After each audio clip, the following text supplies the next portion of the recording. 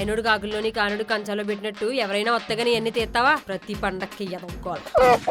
ఈ ఎత్తడి గిన్నెలు సేవండి గిన్నెలు కనిపెట్టిన తన్నాలి ఫస్ట్. అయినా పెళ్ళాక ఎన్ని నాతో పంపకమ్మా, అక్కడ కూడా నేను కడుక్కోవాలి. అమ్మ హరిదాస్ వచ్చాడు, బియ్యం ఎక్కడున్నాయి? ఆ పాత డబ్బాలో పెద్ద రోజు బాస్మతి బియ్యం వేసినట్టు. స్విగ్గీలో వస్తుంటే హరిదాస్ ఎక్సెల్లో వచ్చేస్తున్నాడు. ఇంకో 5 సంవత్సరాలు అయితే డ్యూక్లో వచ్చేస్తాడేమో. ఓయ్ భోగమంట దొంగలు ఎక్కడి నుంచి తెస్తున్నారో? తెచ్చిన వాళ్ళు జాగ్రత్తగా పెట్టండి, లేదంటే పక్కీదోళ్ళు రాత్రికే దొబ్బేస్తారు. పండగ 3 రోజులే కానీ 30 రోజుల నుంచి కడుగులు మొదలెడతారు బాబా.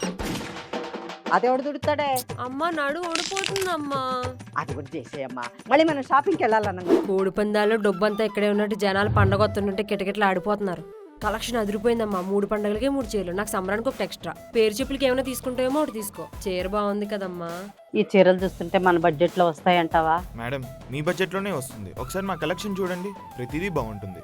అయితే మనం విజయవాడలో కూడా ఇక్కడే తీసేసుకుందాం. మ్యామ్ విజయవాడ, వైజాగ్, రాజమండ్రి ఈ 3 చోట్ల కూడా మాకు బ్రాంచ్లు ఉన్నాయి. అక్కడికే వెళ్ళి మీరు తీసుకోవచ్చు. కంకటాల వారు చీర కడితే కలకల్లాడిపోతారండి.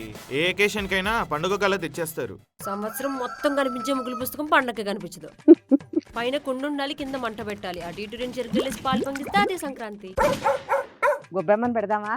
నాన్నని పెట్టుకుని అమ్మ ఇన్నెందుకమ్మ వండేస్తావు పొలమని, తర్వాత తిను అని నన్ను చంపుతావు. నేనేనా అమ్మ జంతుకులు వేస్తావా? బానే వేసేవే, ఇక నీకు పెళ్లి చేసేయచ్చు. అమ్మ పండగ 4 రోజులు నీస్తున్నాం కదా, కనుమ రోజు నాన్న కోసం వస్తుందమ్మనే. తెల్లారితే పండుగ, పొద్దుటే లేవాలి. ఇప్పుడు